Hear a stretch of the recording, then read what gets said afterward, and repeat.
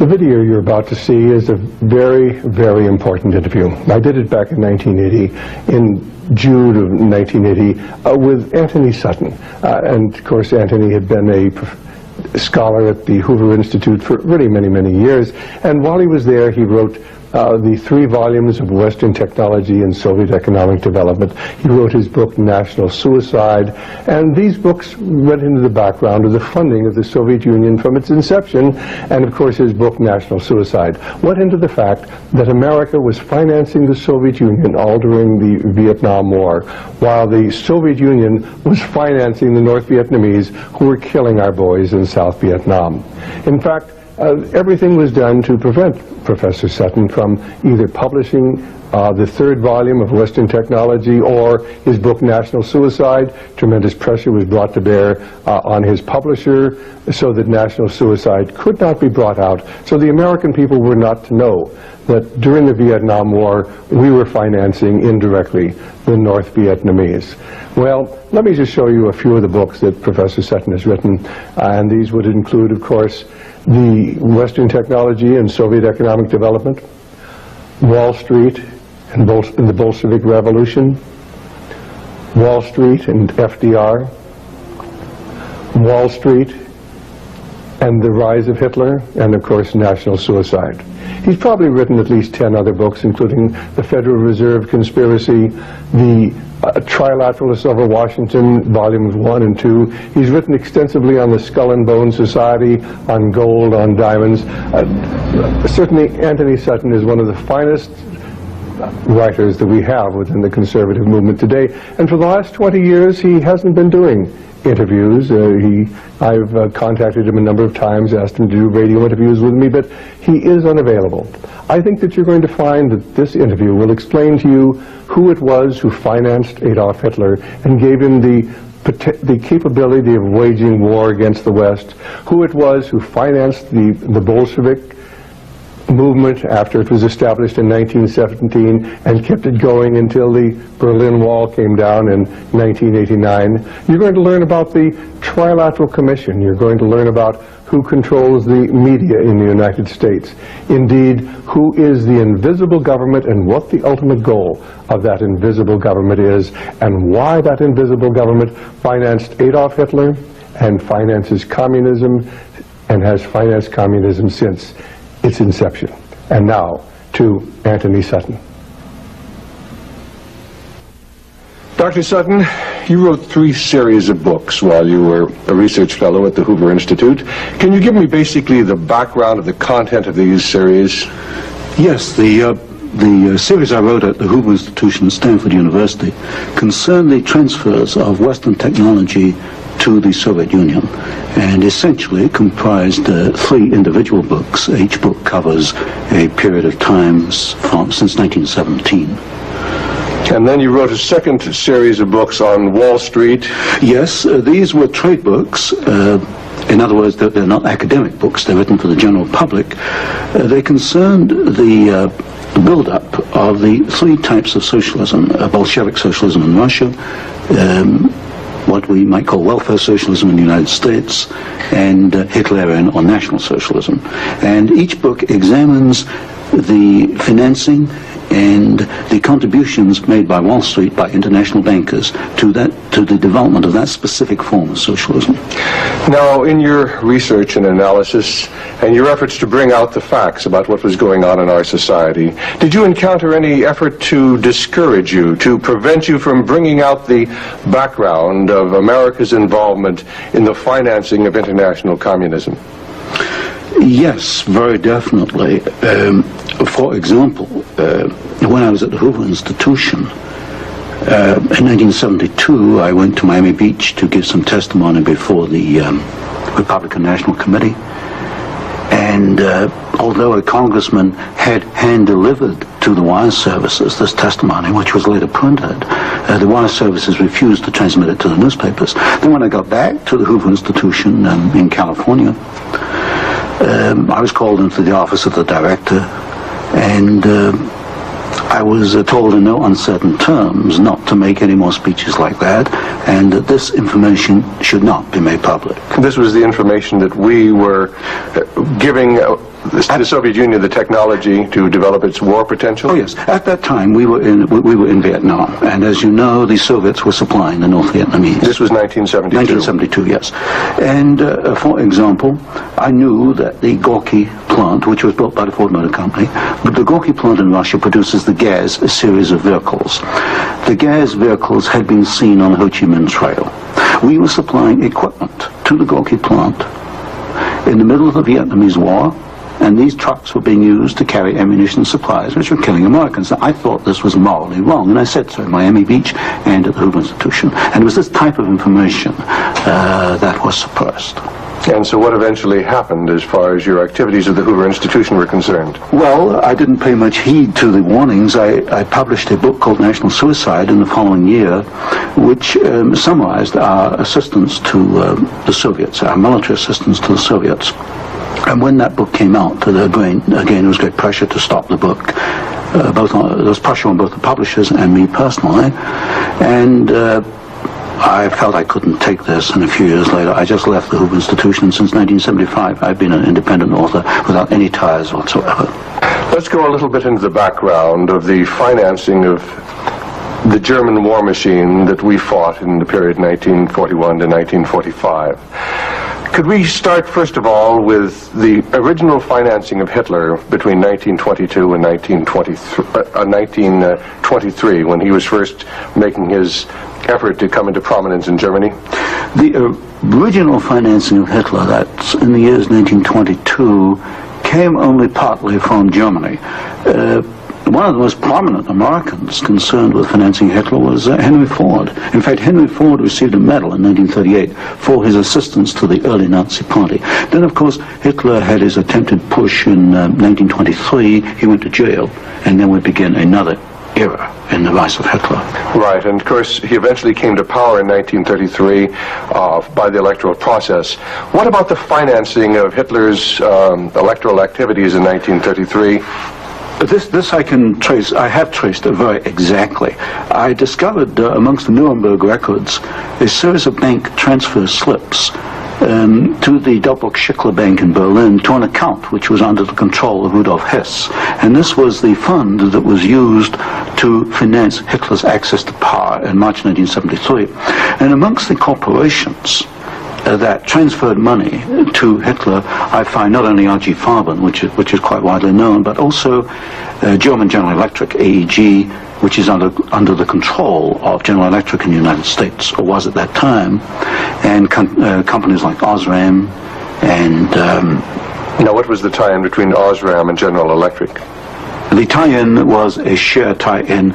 International General Electric in the United States had controlling interest in German General Electric, and also through share interlocks, a controlling interest in Osram in Germany.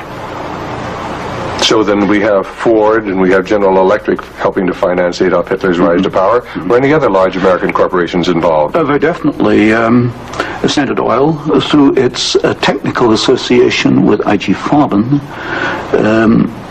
for example, Germany could not have gone to war in 1939 without tetraethyl. You need tetraethyl to raise the octane value of aviation gasoline. Germany had no means of doing that. This was developed in the ethyl laboratories in the United States and transferred to the Germans. Standard Oil came up with the hydrogenation idea, which was very essential for Germany in the 1930s, because to raise the quality of its gasoline for aviation purposes. This was transferred to the Nazis. And ITT, for example, International Telephone and Telegraph, was very intimately associated with the Nazis through Dr. Schroeder, who was head of the ITT subsidiaries in Germany. And ITT controlled companies which made not only electrical instruments, but also the Focke-Wulf plant, which made airplanes, fighter airplanes. So what you're suggesting then is that American corporations were helping to finance the German industry that was building up the war potential?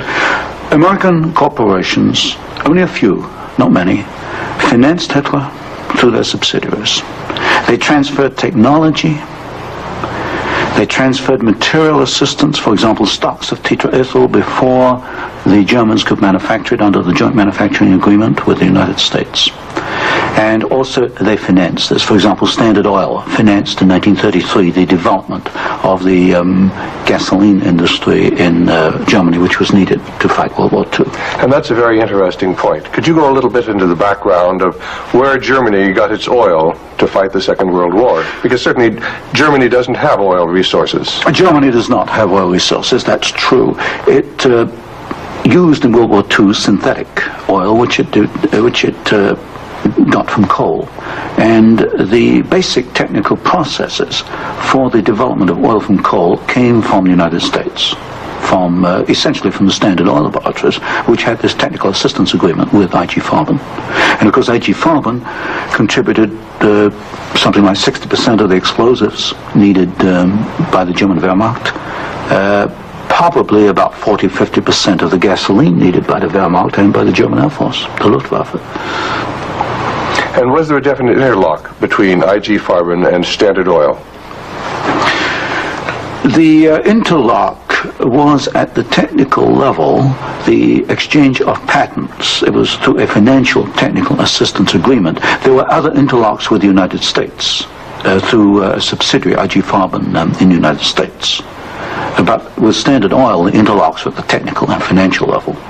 And is it a fact, it's been stated, that there were members of the board of directors of Standard Oil who were also on the board of directors of American IG Farben?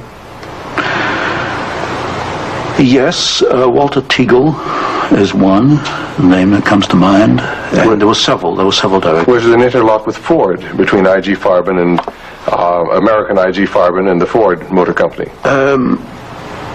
Not that I can recall, not offhand. Not offhand. So basically what we're seeing then is American industry helping to provide the technology, helping to provide the finance, helping to provide the material that is going to allow Hitler to create his war machine. Yes, that is correct. That is correct. Now, in your book, Wall Street and the Rise of Hitler, you talked about the bombing patterns during the Second World War, and the fact that it was amazing that there were certain factories that were not bombed, whereas the majority of the German factories were decimated, German-owned factories. There were certain factories that tied into this interlock we've already alluded to, that for some strange reason seemed to escape the devastation of our saturation bombing. In World War II, the German electrical industry was or should have been a prime target for Western bombing. But in practice, the German General Electric plants were not bombed. Of the 10 major plants, not one was bombed, and a half a dozen others had trifling damage, broken windows, that kind of thing. So what we have here is a very interesting case of an industry which should have been bombed in World War II, but was not bombed, and yet we have American ownership, which raises a certain amount of suspicion as to why it was not bombed. But as far as the German-owned electrical companies, did they undergo a rather heavy bombing? I took a look at that. The Siemens plant, for example, they were bombed. There's no question. But the industry was not targeted as a general target. So Siemens, for example, was not bombed as heavily as, say, tank plants or aviation plants, that kind of thing. You mentioned the Ford plant in Cologne. Was this a prime military target? The Ford plant in Cologne should have been a prime military target. For example, the British Air Force, the Royal Air Force, did bomb the Ford plant at Poissy in France. But the Ford plant in Cologne, which was by far the largest Ford plant in Germany, was not bombed in World War II. But did our military planners intend to bomb it? In other words, was it on the aiming report? Well, I did look at the aiming reports for the plants in Cologne. Ford was known about. They knew that it was producing equipment for the Wehrmacht, but it was not bombed. It was scheduled as a target, but it was not bombed. So somewhere along the line, as far as the planning was concerned, the name of the Ford motor plant in Cologne was deleted, and yet the city of Cologne itself was totally decimated. The city of Cologne was decimated, as of course many other cities in Germany were decimated. But somewhere along the line, something happened. I suspect it was in the aiming committees, and without question, orders were sent out not to bomb certain targets, even though these were prime military targets. And That's rather reminiscent of some of the orders that went out during the Korean War, some of the orders that went out during the Vietnamese War to leave specific targets within the enemy's domain untouched by our strategic bombing. I understand that was so, although I've not investigated it. Now, in your book, Wall Street and the Rise of Hitler, there was one very interesting section about a special fund that Heinrich Himmler had, and the funneling of money from German corporations into this fund, even up into the years 1943 and 1944. And many of these corporations had strong ties into the American corporations, into the American parent corporations. Could you tell us a little bit about the Kepler Fund? The Kepler Fund was also known as the Konto S Fund. It was what we might call Heinrich Himmler's personal slush fund. He used it for his own personal projects. And what amazed me was both in 1933 and in 1944, the 2 days, the 2 years for which I examined the records, over half the funds came from American corporations. For example, in 1933, ITT, Standard Oil, General Electric, and possibly Osram were contributors. Even in 1944, in the middle of World War II, we find that ITT was funneling funds to Heinrich Himmler's fund through Schroeder, who was the chairman of the ITT subsidiaries in Germany. We also find that Depag, the Standard Oil subsidiary in Germany, was financing Heinrich Himmler, and this was in the middle of World War II. Now, were these facts ever brought out at the Nuremberg hearings? They were never brought out at the Nuremberg hearings, although the documents do exist within the files, within the records. They have not been published, as far as I know. And you actually have access to these records? Yes, there's some 400 tons of these records available, and many of them were at the Hoover Institution, or copies were at the Hoover Institution, and that's where I found the original documentation. I think it's a tragic part of our history when the American public doesn't realize the interplay then between great American corporations and the financing, the funding of the Nazi movement. Now, I wanted to talk just a little bit about the Nuremberg trials, because at the Nuremberg trials, the Nazis, the Nazi war criminals, the Nazi generals were held specifically guilty for what transpired. Were there any Americans involved? Were any Americans indicted? Were any Americans convicted as far as the financing of the Nazi war movement? Very definitely not. I looked at the criteria for what we might call war crimes under the Nuremberg Tribunal. And there's no question in my mind that certain Americans well fitted the criteria which required indictment and trial. But no Americans were ever brought to trial. Do you think there was any conscious effort to conceal this fact, both from the Nuremberg War Tribunal and from the American public?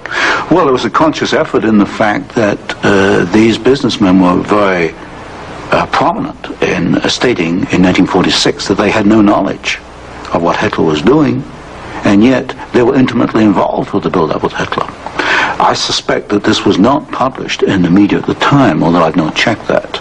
But certainly the role of American corporations and American businessmen in aiding Hitler has not been published. Now, what about the actual financing? What about the loans from large American banks, from large British banks, to Hitler's government in that period between 1933 and 1939, when Hitler was preparing for war? Well, you've got to go back a little earlier and look at what are known as the Young loans, which were very important because I think they brought about the economic collapse of Germany in 1933. That was the Young plan. This was Owen Young, who was, of course, chairman of General Electric. Here we got a man who actually made the loans as an officer of the United States government, which brought about the collapse of Germany in 1933, enabling Hitler to take over. And then subsequent to 1933, you get a series of loans. A very good one is Standard Oil, which loaned several $1 million, at least, to Germany to build up its aviation gasoline facilities. And there are other examples. Fine. Well, I'd like to get a little bit into the background of the financing of Bolshevism, because I think this is vitally important. And we can go back to the period after the Second Revolution, which was in October and November of 1917. The initial financing of Lenin's movement, how did it tie into the American corporations? Was there any American involvement in that period between 1917 and 1918 when Bolshevism was just beginning to get a foothold in Russia? Yes, there were several incidents. The most important is one involving Colonel William Boyce Thompson, who was the largest shareholder in the Chase Bank, which of course today is Chase Manhattan Bank. And I published in one of my books a copy of a cablegram which transferred funds from New York to Petrograd in December 1917, $1 million to be precise. And Colonel Thompson made the statement later that this $1 million was given to the Bolsheviks to consolidate. They had just begun to take over Russia. They only controlled Moscow and Petrograd at that time, to aid the control that the Bolsheviks were extending in Russia. This is a very clear case. $1 million, American funds transferred through an American Wall Street intermediary to the Bolsheviks. And didn't you publish that document here in Wall Street and the Rise of Bolshevism? I published two statements. One is a copy of the cablegram, and the other is a copy of the news clip of the statement made by Colonel Thompson at that time that he had made this contribution. Now, why would an American capitalist, an American financier, help to aid Bolshevism? The only answer, and of course this puzzled me for years, why? Because we understand there to be an opposition. And the only answer I can come to is one of captive markets. The United States did not want another United States in the world. And of course, if you look at the world map, Russia is 2 or 3 times larger than the United States. Imagine this as another United States, as another competitor to the United States. What the United States wanted, or Wall Street wanted, was a captive market. And of course, socialism is a captive market because my earlier studies at Stanford University had brought out the fact that a socialist system cannot innovate. It's got to import innovation and technology from the West. And so I think the aim behind this was to encourage the development of Marxism and other types of socialism, because this would give these Wall Street bankers control of a world market, a captive market. At the end of the First World War, Russia was devastated by famine, and America sent a relief mission. It was the Hoover mission. Do you know any of the facts surrounding the activities of the Hoover Commission? Well, there's no question that in 1922, 1923, Russia was finished. Industrial output was perhaps 8 or 10% of 1913 figures, and people were starving by the hundreds of thousands. And the Hoover mission was organized, of course, to send aid to Russia. But most of the aid went to the Bolsheviks, who controlled really quite a small part of Russia at that time. Only a very small part of the aid went to the White Russians or to the Far East. And then after 1922 and 1923, Lenin instituted something known as the New Economic Policy, or this series of 5-year plans. Can you tell us about the 5-year plans and the part that the major American corporations, major world corporations, played in building up the Soviet Union? Well, there are two separate phases here. The new economic policy was started in 1923 by Lenin, and I found, and I published this in my first book from Stanford, that every single Russian industry was rebuilt or restarted by foreign corporations, mostly German, British, French, and American. By 1928, Russia was back to approximately its 1913 industrial output. And at that point, she began to think of these grandiose 5-year plans. And in 1928, Gosplan, which is the Russian government planning commission, actually designed an initial 5-year plan, but this was thrown out, it was inadequate, and American corporations were brought into Russia. And the first 5-year plan and the second 5-year plan were actually designed in the United States by American corporations. And what were these corporations? Which ones specifically were involved in the design of the first 5-year plan was by a corporation probably not known to most Americans, Albert Kahn.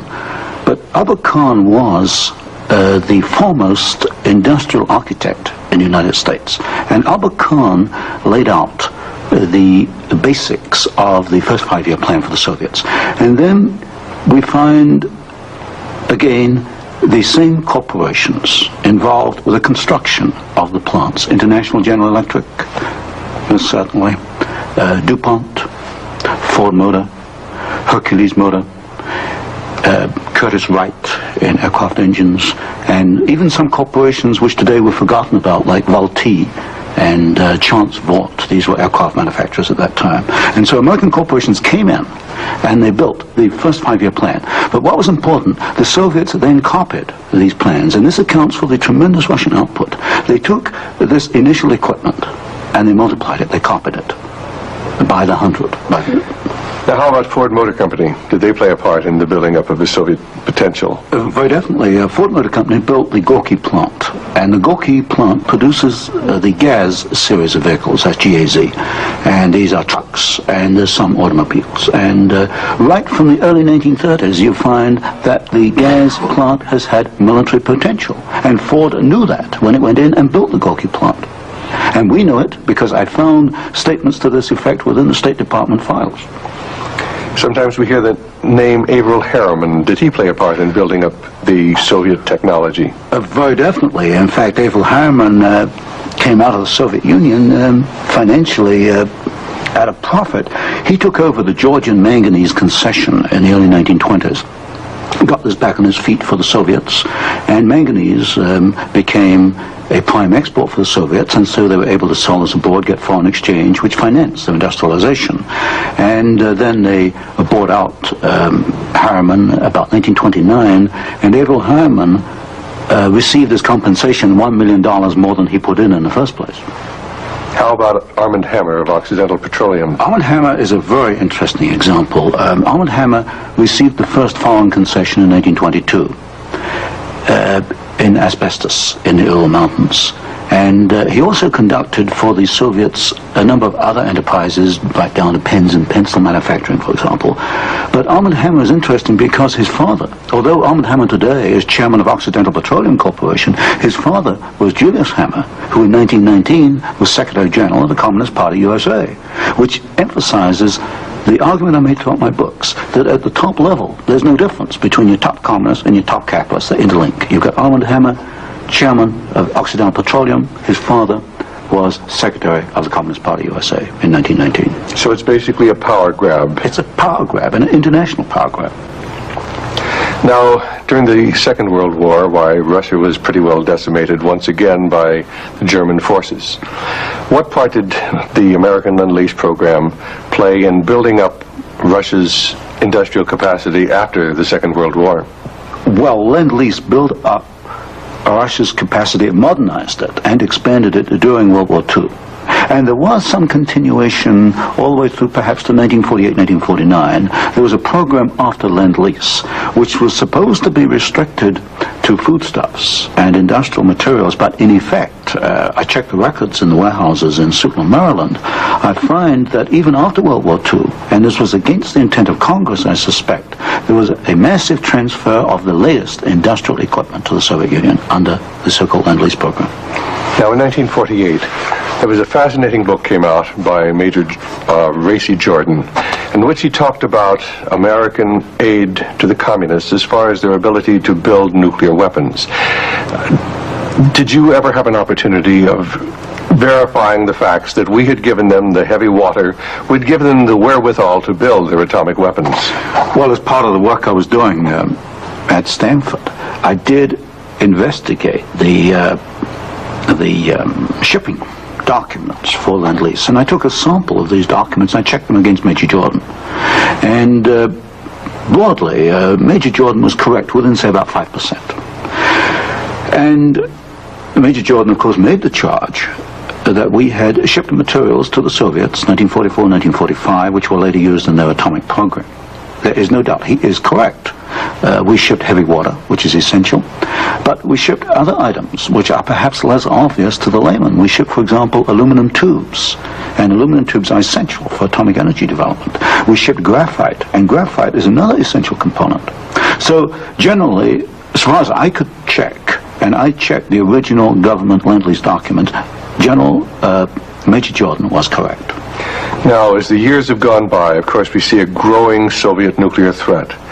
The Soviets now have MIRV missiles. Can you give a little of the background on how the Soviet Union, which really didn't have the technology to develop those MIRV missiles that threaten our cities today, how were they able to develop the MIRV capacity? Well, you've got to go back and look at how the Russians were able to develop a rocket, space technology anyway. What they did after World War II was American forces were held back for a while the Soviets occupied East Germany. They stripped East Germany. They took back the latest of the V-2 rocket technology from Peenemünde and other places. And the V-2 became the basis of the Russian space technology. Now, if you skip the intervening years, you will find when you come to the early 1970s that the Russians did not have the capability to MIRV their missiles.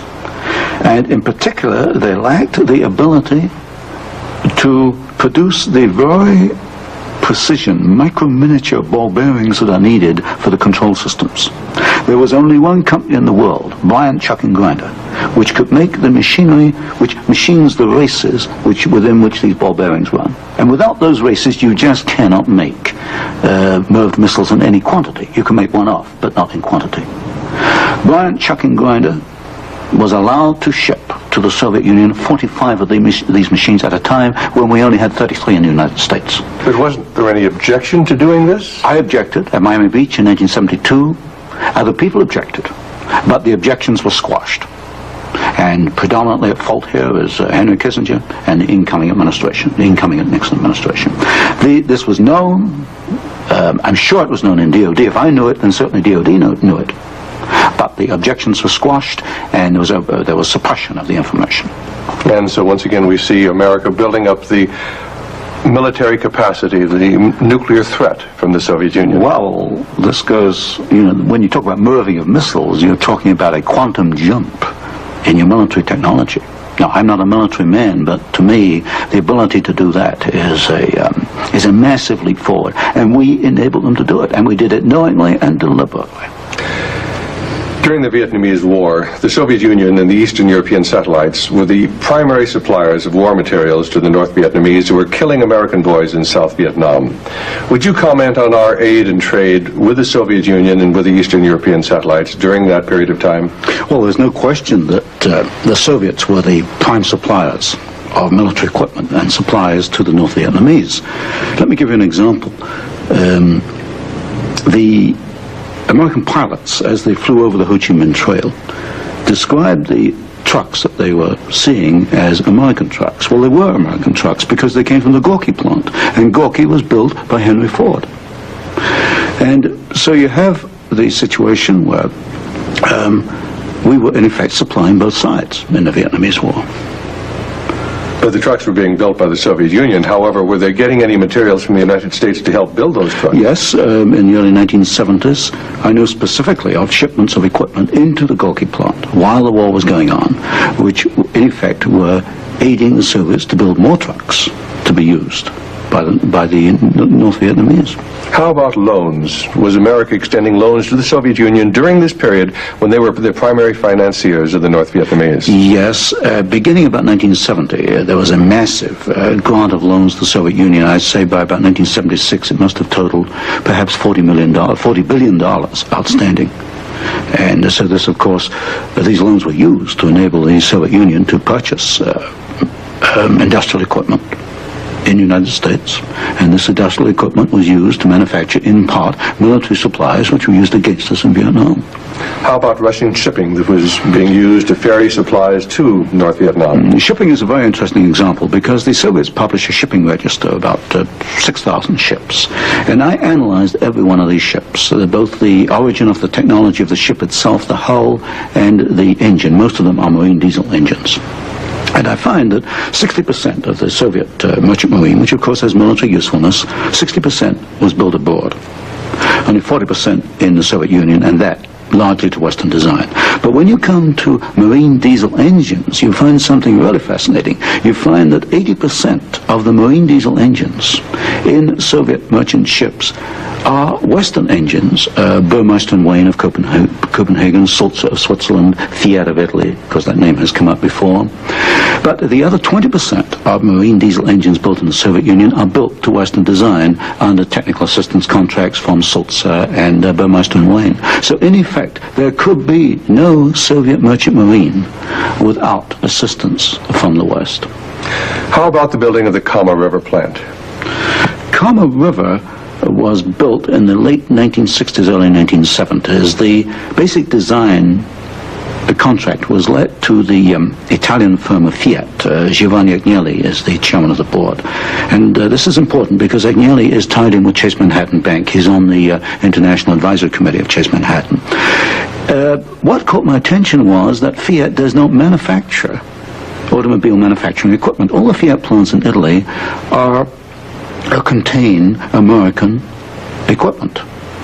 And what I found was that the equipment was coming, perhaps about 60-70% of it, from the United States, from major automobile equipment suppliers in the United States. I think it was known as the Fiat plant as a cover to perhaps divert attention from the fact that during the Vietnamese War, we were building the largest plant in the world. It covers 36 square miles. We were building for the Soviets, with American equipment, the largest plant in the world. And so it was called the Italian Fiat plant, and I think this was a blind. And so they were building their trucks and armored personnel carriers and other things that could be used then for warfare in South Vietnam? We knew that the Kama plant had military potential. In 1972, I wrote it in National Suicide. I said as much in Miami Beach in 1972. This plant has military potential. It can produce military vehicles. We knew it. And of course today in Afghanistan we find that the Kama vehicles that are there in Afghanistan today from the Kama plant built by American and Italian companies. And it was after you brought out this information that efforts were made to suppress your book, National Suicide, and your other studies? Yes, because I was bringing out the fact that the Kama River plant had military potential, that we were moving the missiles with the Bryant chucking grinder equipment, and of course other facts along these lines.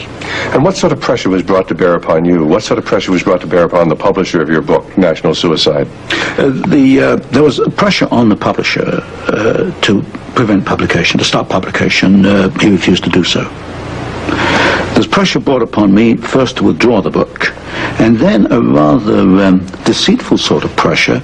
It was claimed at the Hoover Institution that I had plagiarized volume 3 of my Western Technology series, which was being published by Stanford University. Well, firstly, I challenged them to point out the plagiarization, and nobody could find even 2 sentences that matched up. But then I pointed out that I cannot plagiarize my own work. I hold the copyright on both books, and nowhere in the world can I plagiarize myself. That's a logical impossibility. And then gradually it built up over the following years that my research was perhaps going a little out of what was perhaps required or welcome would be a better word, and it should be confined within more narrow boundaries. And at that point in 1975 I left the Hoover Institution, and since then I've become an independent author, and I can publish what I want to publish. Do you know of any other instances where efforts were made to suppress publication of books through the Hoover Institute? I know one example, one I was personally aware of, and that was Julius Epstein's book on Operation Cube Hall, which is a very important book on the treatment of Russian prisoners of war in Germany after World War II. This book was in manuscript for several years, and he was not allowed to publish it. I heard that firsthand from Julius. Right, and eventually it was, of course, brought out. It was at a later point. Now, another example I can give is my own Western Technology series. The 3rd volume of that was held in galleys for 1 year. Now, it costs a lot of money to hold a book in galleys, because when a book is in galleys, you want to get out on the market to start recouping your investment. That book was held in galleys for 1 year because it was not politically wise or acceptable to publish it at that time, even though it was an academic book. Now, you've done some fascinating studies on the Trilateral Commission. Can you tell us about the Trilateral Commission? The Trilateral Commission is a private organization founded by David Rockefeller in 1973. It was essentially financed by Rockefeller and some of the foundations, Kettering Foundation, Danforth Foundation, Ford Foundation. Ford Foundation was a very major contributor. And the stated objective is to encourage discussion amongst what they call the trilateral regions. I should point out that of the 300 members, 1/3 come from the United States, 1/3 from Japan, and 1/3 from Europe. But in effect, I find that the actions of the Trilateral Commission are very much self-interested on the part of the international banking community in New York. Now, as far as the Trilateral Commission's influence on the American government is concerned, it's been said that there was a very excessive representation of the Trilateral Commission in Jimmy Carter's cabinet and in Jimmy Carter's administration. Well, excessive is rather an understatement. I think there's some 200 million people in the United States. There are only 77 trilateral members who are American. Out of that 77, I counted no fewer than 18 trilateralists. That's about 1/3 of the American trilateral contingent turns up in the Carter administration. Mr. Carter himself was a trilateral, Mr. Mondale, Mr. Brown, Mr. Vance, Mr. Blumenthal, Mr. Brown, Secretary of Defense. In other words, they occupy all the senior cabinet and sub-cabinet posts. In fact, there's some key committees, intelligence and defense committees, which are only comprised of trilaterals. So here you've got 77 Americans selected by one man, David Rockefeller, who's chairman of Chase Manhattan Bank, and we find that they turn up in the key controlling positions in Washington under the Carter administration. And would this suggest to you that perhaps we do not select the government, that it is selected by these people who work behind the scenes? You can come to no other conclusion.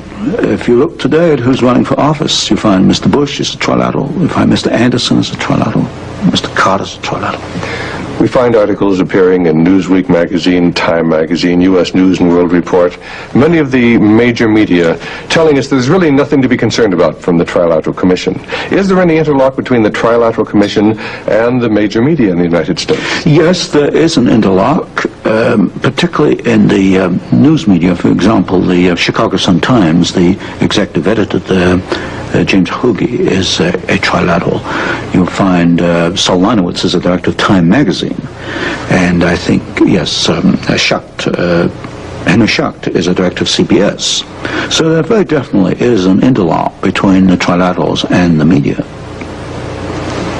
And perhaps this is the reason, then, that they rather play down the influence of the Trilateral Commission on contemporary American government. Yes, I had a computer survey made of all articles that have been printed on the Trilateral Commission since 1973. I could find worldwide only 73 articles. Now, what's the relationship between the Trilateral Commission and the Council on Foreign Relations? Well, of course, the Council on Foreign Relations is a much older organization founded in 1920. I did a study in which I compared trilaterals with or without membership in the CFR, Council on Foreign Relations. I find there's something over 50% overlap.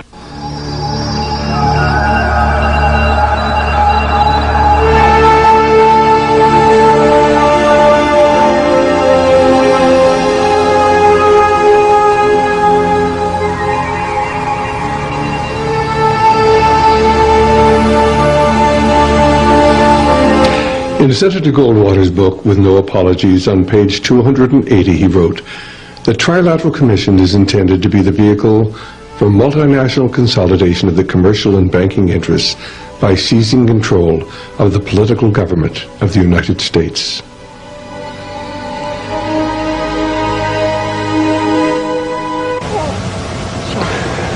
Antony Sutton lives in seclusion now, as with so many men who have documented the influence of America's invisible government on our society.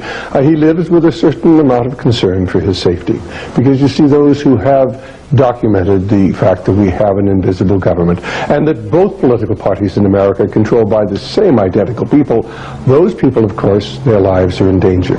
Let me point out that since 1953, all but one Secretary of State has come from the membership list of the Council on Foreign Relations. Since 1953, all but one Undersecretary of State has come from the membership list of the Council on Foreign Relations, and all but one Director of the Central Intelligence Agency.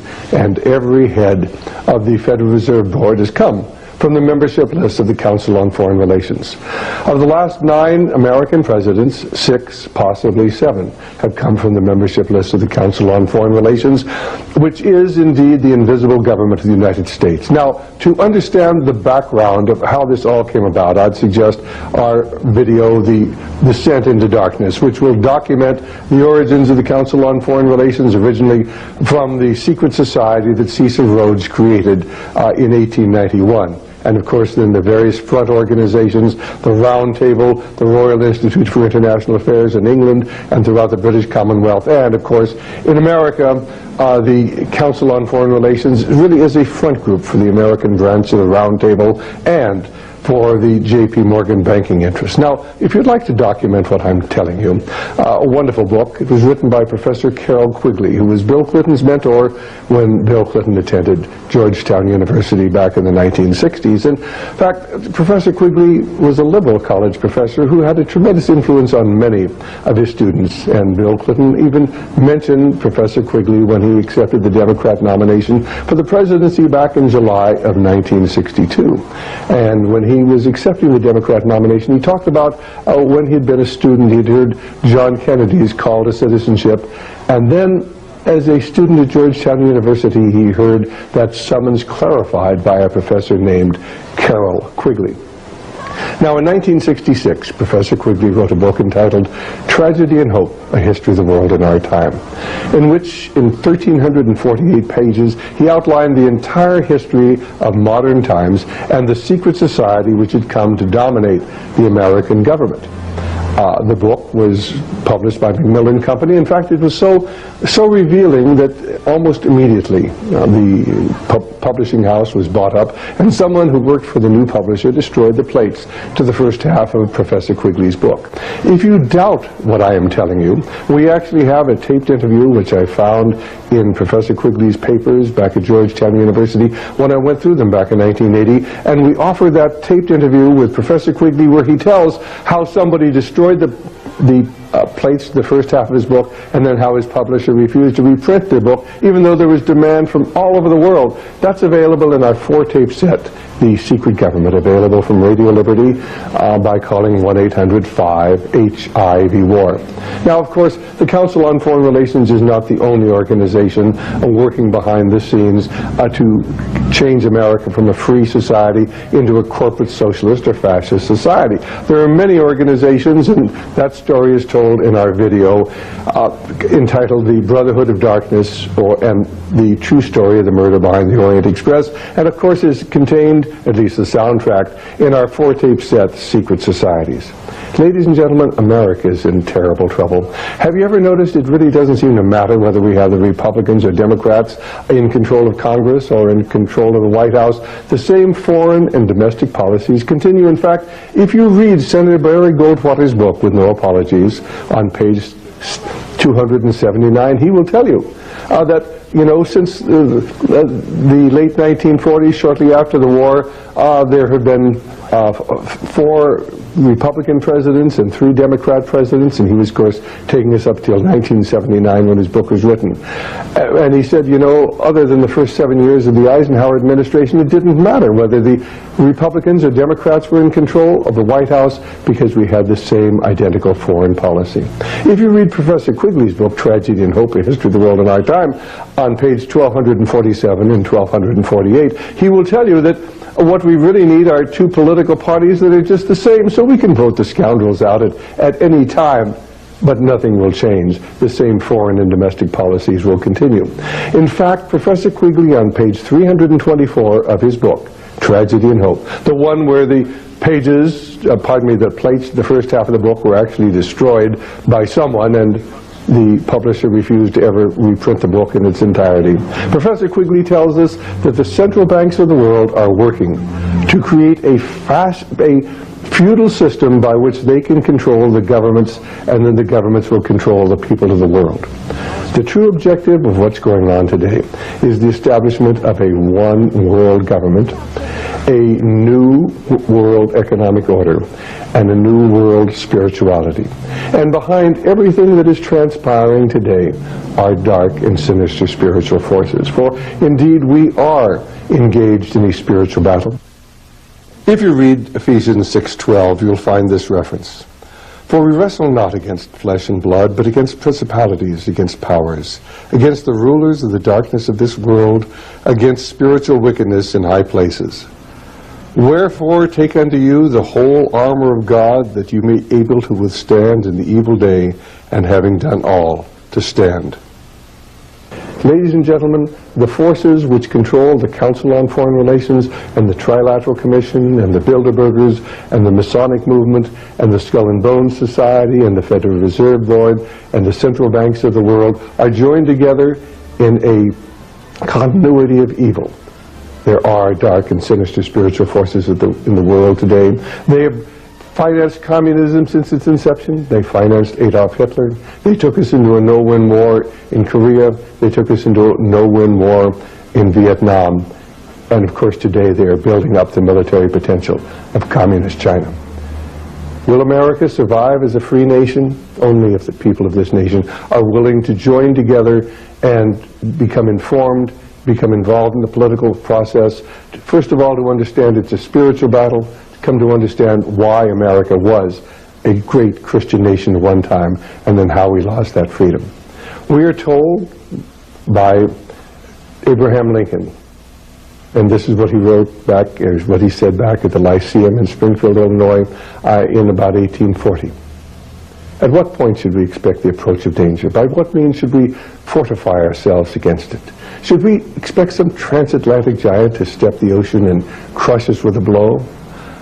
Never. All the armies of Europe and Asia combined could never by force take a drink from the Ohio or make a mark on the Blue Ridge. Then at what point should we expect the approach of danger? And I answer, if it ever reaches, it must spring among us, it can never come from abroad. If destruction be our lot, we ourselves must be its authors and its finishers. As a nation of free men, we shall live on through all time, or die by suicide. And then let me close with that wonderful quotation from James Russell Lowell, written in 1844, and this is what he wrote. Once to every man and nation comes the moment to decide, in that strife of truth with falsehood for the good or evil side. Some great cause, God's new Messiah, offering each the bloom or blight, and the strife goes on forever twixt the darkness and the light. Then to side with truth is noble, ere to share her wretched crust, ere her cause brings faith, fame, and fortune, and is 'tis prosperous to be just. Then it is the brave man chooses, while the coward stands aside, until the multitudes make virtue of the faith they have denied. Though the cause of evil prospers, yet his truth alone is strong.